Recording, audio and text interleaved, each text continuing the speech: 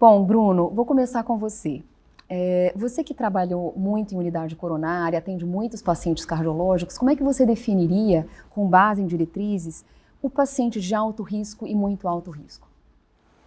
Viviane, essa é uma pergunta extremamente importante porque diz respeito aos fatores de risco daquele paciente e não propriamente ao quadro clínico dele.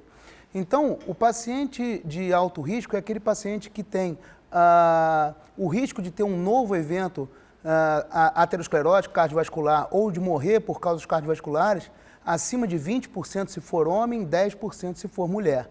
Então, e o muito alto risco é aquele que ultrapassa os 30% em 10 anos de risco de um novo evento.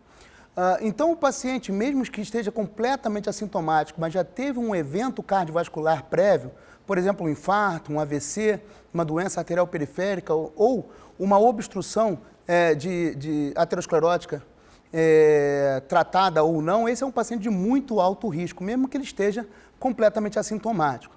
O paciente de alto risco é aquele paciente que tem alguma doença subclínica, se vista por exames, por exemplo, um score de cálcio, por exemplo, uma estenose carotídea, ou então um aumento da espessura média intimal da carótida, ou um paciente que tenha uma disfunção renal, né, abaixo de 60 ml por minuto por superfície corpórea do clearance de creatinina, o diabético com algum fator de risco, esses são pacientes de alto risco. Então, os pacientes diabéticos com mais de 10 anos ou com algum outro fator de risco cardiovascular é um paciente de alto risco, assim como aquele que não é diabético, mas tem uma evidência de aterosclerose subclínica através desses exames. Esses são pacientes de alto risco cardiovascular.